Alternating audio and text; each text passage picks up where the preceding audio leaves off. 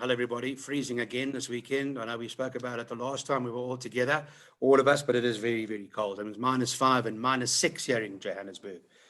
Cape Town, you got the worst of it, Darren, or what's the story there? No, not the worst of it. I think up country has been a lot colder. We had a lot of rain this week, but it seemed to have cleared up nicely now. So racing should go ahead tomorrow. You got a best bet on the Kenilworth card? I know you've you look at both. Is there something that have you had a look? I do like that horse one-way traffic. I think he's very progressive. He'll see out the 2400, no problem.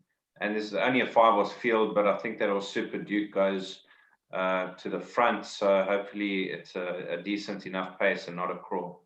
Okay, so we'll watch out for that. There's the odds on favourite at 6-10. Is that Gem? No, he's 15-10. Oh, is it drifted? Okay. I thought I saw 16-10. Okay. All right, well, we'll have a look at Kenilworth tomorrow closely as well. We'll focus on the Turffontein meeting, DARYL. You obviously had a look at the card. Again, it's another one of those cards riddled with the handicaps that we're going to have to get through. Yeah, Clyde, but surprisingly, we've actually found 2 5-star bets that make up the pick 6. So we've got 2 very strong bankers.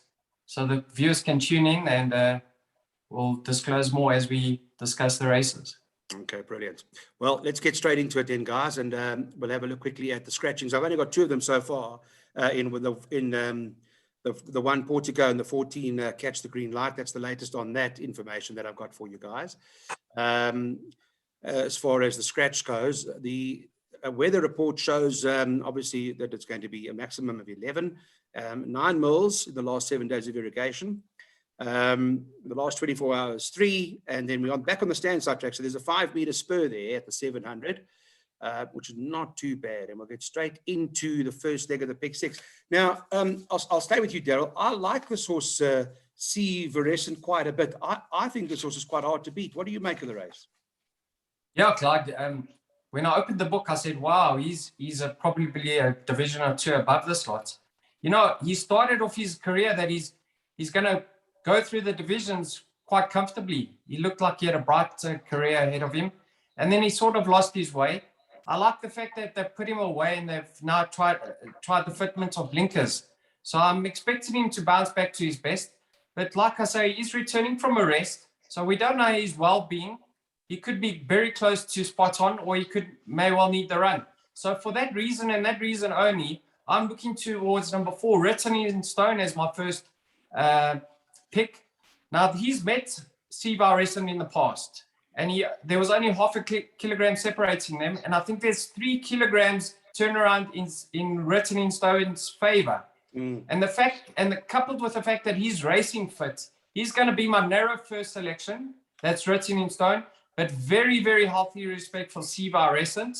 If you're looking to take trifectas and quartets, I think number 2, Country Squire, now that he's reunited with Marco van Rensburg. I'm not too sure if the handicappers got a hold of him that he ran at below par effort last time out, or the fact that just Marco van Rensburg gets on really well and gets the best tune out of him. But we'll find that out come tomorrow. So he's my 3rd pick in this opening leg of the pick 6. And another one I want to touch on happens to be number 11, Putin's Promise. Now look at his form line. He's run first, unplaced, first, and unplaced. And his both his 2 most recent wins happen to be back up the straight. Now, last time I was around the bend, he's back up the straight. His form line on his penultimate start when he won hasn't worked out too badly. He beat Gilboa, who subsequently came out and ran 2nd. And then 4th in that race was a horse called Supreme Dance, who's won since then. So his form line is very strong. I expect him to bounce back to some sort of form, but I'm leaning towards the 1 and the 4 over here. Okay, so yeah, I see you following some patterns there. Win place. You follow patterns, Darren, on form? Every now and again, but not too often. This race, C. Verescent, if I'm not mistaken, he's only got 1 eye, and he does seem to hang and shift inwards. So the blinkers, hopefully that can straighten him out.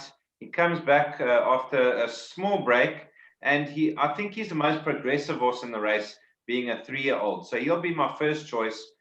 Written in Stone, last weekend, I expected better from him. He had every chance. He didn't move too well down to the start, and he ran accordingly. But on his penultimate start, he's going to run a big race.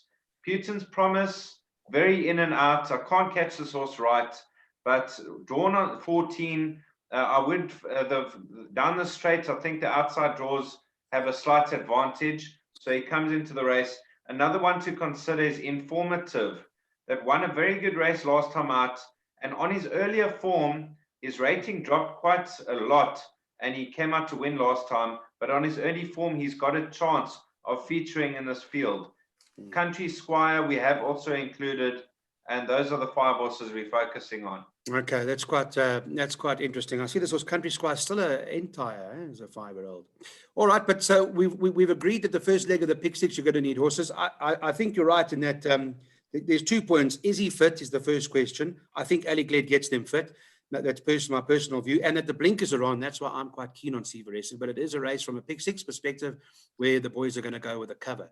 The second leg of the pick 6, which is race number 5 on the card, and Darren, I'll stay with you. This is now a maiden plate for fillies and mares, and in this particular event, you've got Mariposa at 16-10, and the 3 Lucky Shamrock, who's currently trading at around 18-10. Is it just those 2, or we're going to go wider? Well, we've chosen to go wider, but it does look between those 2, even though it's a very weak fillies and mares maiden plate. Mariposa and Lucky Shamrock ran a head apart last time out. Mariposa ran 2nd, Lucky Shamrock ran 3rd. There wasn't much between them. I think Mariposa might have be more progressive. So those will be my first 2 choices. And then Intercity, some decent form lines behind her name in this sort of field, like that 4th to Immeasurable, 5th to Waltzing Owl. She can feature with the 2.5 kilo claim. And then Amplify we've also thrown in, who improved over the 1800 meter trip and now tries the 2000. Daryl, I see, yeah, there's also Amplify that Darren makes reference to at the end now. Also got Gavin Larena riding for the first time. Give it a chance? Yeah, Clyde, on paper, you'll think she's got it all to do. But I like the fact that she's going to strip much fitter. She's having her second run after her left, and she's the least exposed. She's only having her 5th start to date, so one has to believe that she does possibly have more improvement to come. But Mariposa, another stride last time out, and she would have been contesting, she would have exited the maiden ranks and be contesting handicaps. She was she got desperately close at the finish. In saying that, there was very little separating her and Lady Shamrock. So one has to believe that they'll finish right alongside each other once again. But neither of them are going to Hollywood. And that doesn't rule out a horse like Intercity, who ran her best race of her career last time out. And she got handy and she led on that occasion. And with the 2.5 kilograms off her back, if she manages to get to the front, I won't be surprised if she fends them off up the straights. So on paper, it appears to be a horse race, but it wouldn't be a shock to see either Amplify or Intercity upset the apple cart over here. Okay, so it is a maiden plate, but it does appear to be a race where we're going to have to include horses, which takes us to the 6th race on the card. Daryl, I'll stay with you. It's a handicap fillies and mares, and our outlook with fillies and mares handicaps, we're always nervous, but not in this case.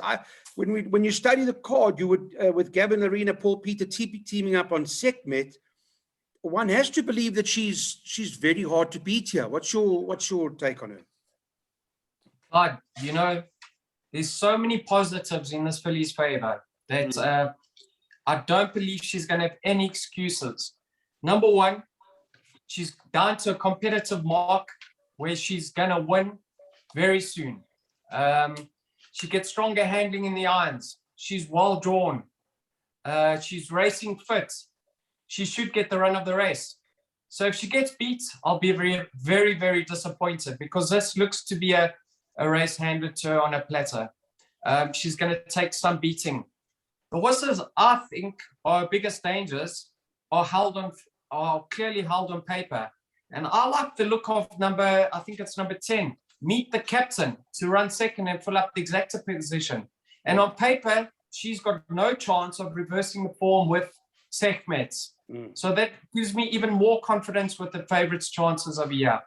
But in favor of Meet the Captain's chances, you just have a look at the stable. I think they've turned their last 20 runners, they've turned out 4 winners. So Stevie Moffat's stable's at a high. The horses are well, they're feeling well. She's off a very low rating. I think she's down to a 59. So a nice trifecta inclusion, Clyde. Yeah. That's number 10, Meet the Captain. Any price, and another one, a real spook I want to touch on is number 7, the Fifth Wave. Now, she hasn't won in 600 odd days. So you can't be bullish about her chances. But she's nearing a mark now that one has to believe she's going to pop up into the placings at big odds. So she's one that I want to touch on for a trifecta inclusion. But for me, everything hinges around the favorite Sekhmet. If she bounces well, she goes handy on firm going, she'll be very, very hard to peg back. Thanks, Daryl. No more waves in South Africa, please. We don't want any of those at the moment. Darren, now let me ask you about your view on Sekhmet. You side with Daryl on this, or with us about how hard that she's going to be to beat in the race, or is she beatable? This is by far the best bet on the card. Everything is in her favor. She's got the draw. She's going to have the run of the race. Her ratings dropped right down to 62. When she won first time out, she actually looked decent, and she lost her way a bit, but she's coming on the right way again, and she's bumping the right field. Her main dangers are drawn out wide, which gives her a big advantage, and I think she'll blow them away. I'm not going to mention any other horses in the race because I think it's a one-horse race. Okay, so that's a banker. There you go. You and Daryl on the same page. All right, excellent. At least we got that worked out. The 7th race on the card, and Darren, I'll stay with you. Let's talk about this handicap here, fillies and mares handicap. And unfortunately, when studying here and having a look, this is not a race that I think one can, identify a particular horse. You'll always have your first, second, third, and fourth choices like you always do. But I think the market is probably correct in almost 5-1 the field. Yes, wide open fillies and mares handicap. A lot of the fancied horses are drawn a bit wide. Peyton's Tears, I think she's the only coup de grace that can actually run, and she's quite decent. Last time out, the 1200 meter trip was a bit sharp for her. She was staying on late. Over the mile 3 runs back, she actually beat Sultana by a neck, and I think there's a 3.5 kilo swing in Sultana's favor, and she's got a draw, so it brings them very close together, the 3 and the 7 on form. Then Cordillera, she's going to tuck in off the pace from a 9 draw, but she's a specialist over the 1400 meter trip. So Cordillera, I feel that she's going to be right there at the finish. And then the 2 bottom weights, Louis Gem, a very nice win last time out. She's having a 3rd run after the rest and a 1.5 kilo claim. And then Golden Spoon, who I think is also best over the 1400 meter trip. Muzzy Yeni, Mike de Kock from a 1 draw. Those are the 5 horses I give the most chance in the race, but we are going field in the pick 6 as we've got 2 bankers. Okay, we are. Darren doesn't mince his words, eh? He tells it like it. He does. He tells it like it is. Tell me, this was Ferrari. Didn't we fancy some of this the other day? Yeah, Clyde, I believe she was a little bit unlucky not to finish closer. She got caught on the fence, and the outside horses got first run on her. And if you have a look at the race, she was closing in. She was desperately unlucky not to finish her place. But in saying that, she is better on the inside track, so I'm willing to look elsewhere on the inside track. Okay. I like the look of number 7, Sultana here. Now, we can see in her record that they have tried her over further in the past, and she never saw it out. She never got the extra trip. So I'm not too concerned about the dropping trip to the 7 furlongs. I think it may well be in her favor because we've seen her race handy in a mile, and with the pace being on with the likes of Spice Markets and Golden Spoon in the race, I think there'll be an honest gallop, and she'll be doing her best work late at the end. She's my narrow first pick, ahead of a horse like Peyton's Tears, who is a 7 furlong specialist. You can see she's run 2 races over 7 furlongs. Not only did she win both of them, she bolted up. So she's clearly at her best around about this distance. On paper, she's well held by Sultana, but don't read too much into that because she did win with a bit in hand on that occasion, even though she didn't get the run of the race, whereas Sultana did. So I think there won't be much separating the two of them. But a horse like Louis Gem, who certainly I don't believe we've seen the best of her, but she might have been favored by a very suicidal pace last time out. But I won't be shocked to see her finish thereabouts. And then Golden Spoon with 52.5 to shoulder with Muzi Yeni drawn 1. She should really get the run of the race. And it will be no surprise to see her earn a check of a year. My first pick, Sultana, ahead of Peyton's Tears, but a very wide open fillies and mares handicap. Okay, so 7 and 3, but it's maybe a race where you want to catch the quartet. And let's stay with you, Daryl, in this particular race. Again, a handicap, fillies and mares don't like the race at all. Another one of those races where perhaps the quartet's the way to go, Daryl. Yeah, if you catch this quartet, you would have done well, Clyde, because I think it's more wide open than what the betting suggests. Let's touch on the one at the top of the boards, one of the joint favorites, Chloris. Now, she's obviously very competitive of her current mark, but I think from a wide draw, they're more than likely going to give her a chance. So in other words, she's going to have to give this field weight and start, which is going to make her chances a little bit harder than if she was well drawn. So I respect her chances, but I think she's got to work cut out giving this field weight and starts. The horse number 10, Vertigo again. Now, one will say, wow, she beats a very poor maiden field. But the fact that she gave the experienced runners start on that occasion, and she was so green up the straight, one has to believe that she has come on lengths and lengths with that run under her belt. I know it's going to be very difficult stepping out into handicap division now, but if that race has brought her on as much as I think it has, she could certainly fight out the finish of a year.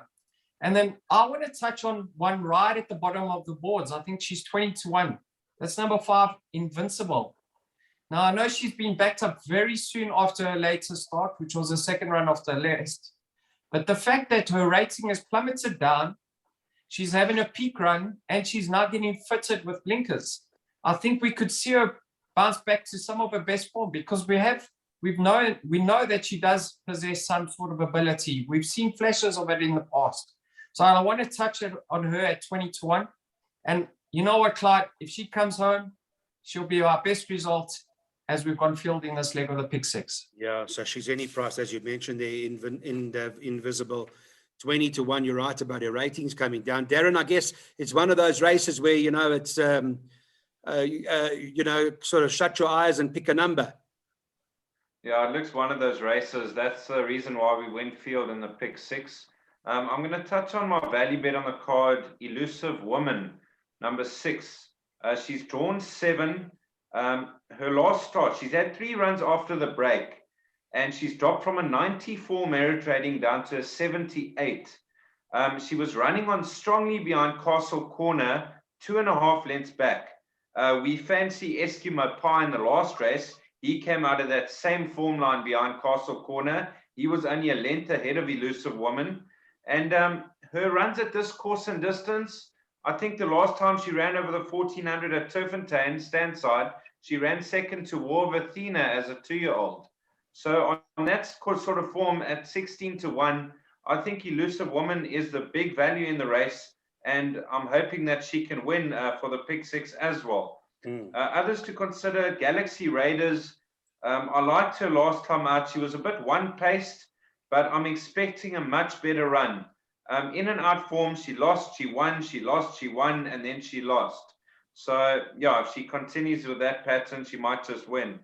And then Mama Quera, last time out, she only got a 2-point penalty, and she's got the run of the race from a 1 draw. It brings her into the race. And Chloris, like Daryl said, from the 10 draw, she's going to tuck in off the pace. But if the pace is decent, she'll be running at them. Interesting race. I mean, that, like you say, and you guys were saying Vertigo again, could be anything. We don't know how good she is. But both of your selections, or one of your selections, 5 and 6, as I have it, you can double float in the quartet, guys, if you're watching. They're not anywhere in the market. So it's that kind of race, the final leg of the jackpot. Which takes us to, by the way, the pick six last week, not one. We tried jackpots. They paid 20 grand each. So we sort of predicted that it was an impossible card. Hopefully you guys did well with other trifectas and quartets on the day. But the 9th race on the card, Darren, I'll stay with you here. Final leg of the pick six in a handicap. But I think with Sean Terry, Lyle Hewitson, and Eskimo Pie being at 16 to 10, I'm not sure if that's the right price, but certainly the horse to beat. Certainly the horse to beat, especially from a one draw. And last time out, he was actually caught quite far back in the field, and he made his run very late. I would say he was quite an unlucky loser that day. And now going back over the mile, on his pedigree, you would suggest he doesn't stay a mile, but he does. He won over the mile. He stayed on well over the 1450. Everything's in his favor from the draw. Lyle Hewitson, Terry, he's a banker on the card. That's our second banker in the pick six. We're going to take our chances, and I expect him to win. For the placings, horses like Dawn of a New Era, the draw put me off slightly over the mile. He's going to have to tuck in off the pace, but he's got a decent enough form to feature. And then 5th of July, it is his second run after a very long break. So I would just watch him this time. And if he runs well, maybe a horse for next time or the notebook. Okay, but you're big on Eskimo Pie, right? Yes. Okay, Daryl, let's come to you. I'm going to get your view on Eskimo Pie. I also want to get your view on Leading Lad as well. I've had a look. I've been looking at the form, and this is first, if I've got my facts correct, first run for the stable, the Paul Peters stable. So I wonder if a horse like Leading Lad couldn't just pop up here. I've liked him. I like him for trifectas, exactas, and places. So I've got him in my play for the all-on in places, Leading Lad. But I take it that you would agree Eskimo Pie is the horse to beat. Yeah, Clyde, I think Sean Terry's found the easiest race you could possibly have found for Eskimo Pie, because the field actually lacks in quality over here. And, you know, in his last couple of starts, he's had to contend with wide draws, and he's actually found himself with a bit more to do than what they possibly wanted. He found himself quite far back. I think from Stallgate number 1, Lyle can just pop him out and play it by ear. If they're going quick, he can give him a chance. If they're going slow, he can go forward. He doesn't have to exert any energy. He'll get the perfect position to beat a field like this. And one just has to go back to that start where he ran down Sounds of Summer. I think if you ask Paul Peter about Sounds of Summer and Leading Lad, he'll say, He'll laugh at us. Yeah, he'll laugh at you. He'll say, they can't parade together. So yeah, okay. Eskimo Pie, that Sound of Summer run, you'll win, and you'll win comfortably, Clyde. I think that's a very, very decent price. So you'll take the 16 to 10 then, eh? So you're saying there's value there? I believe there's big value in his current price, Clyde. And I love the fact that he's been stepped up into a mile. Like Darren touched on, he's won over a mile in the past. And I believe as a 4-year-old, he may even get 9, 10 furlongs. I really believe he's not gonna. I think he's gonna notch off another 1 or 2. He's more than capable of doing that. If you're looking for trifectas inclusions, Clyde, have a look at Will o' the Wisp. Now, poorly matched, what can he do wrong? This horse is obviously improved with the blinkers. No weight, well drawn. He'll be thereabouts, but I don't believe he's in Eskimo Pie's class.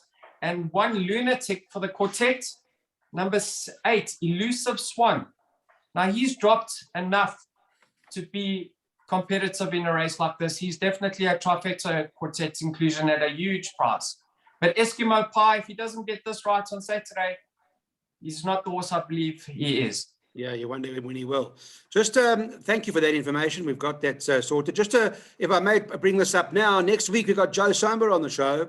He joins Weightedtowin to give his view on Gold Cup Day. So join us next Friday for that preview. It's going to be quite exciting. He's got the green light that he'll be taking to KwaZulu-Natal, Hollywood Bets Greyville, and he's going to join the team in previewing the Pick 6 races for us as well. So don't forget that. To the bipod we go. There's a cost. I just want to just quickly, if I may, that bipod 162 Rand. That's the latest on the pot, 162. And then those are the numbers that you guys can work from. The Pick 6, you've heard as far as the Pick 6 is concerned, albeit we do like perhaps 1 or 2 horses in just the first leg. We have played it cautiously. Second leg, we've gone with the 4 horses, Banker the 5, whom we find very hard to beat on the day by field. Those are the 2 hardest legs on the card. And you heard the boys very, very keen on the 5 at the back. And that's a 242 Rand perm for 10%, may well be worth taking. Darren, so we've heard your take on it, but that's your information that you've given us to share with the public. Yes, I'm very strong on Sekhmet. She's going to take a lot of beating. Elusive Woman, I saw a lot of value. Even if you want to go win place, you can get around 10 to 1. Nice, very good. Okay, so Elusive Woman, any price at the moment, and Sekhmet hard to beat, currently priced up at 2 to 1. Daryl, those are although you agree Sekhmet's also very hard to beat, I see your best bet right at the back.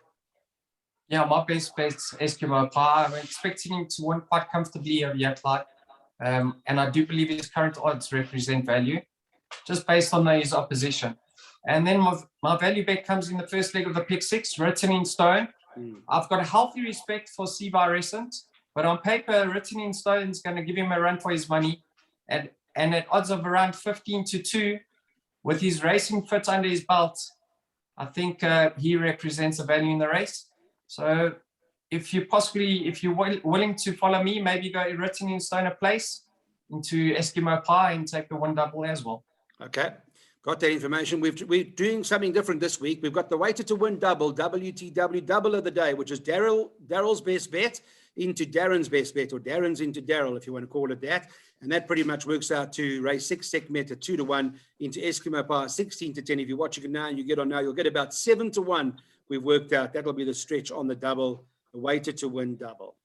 And then from my perspective, I thought that I like this horse Seavirescent, and I'm to take my chances if fit and well. I like that to win at 4 to 1, and leading lad at the back of place at 15 to 10, first run for the stable.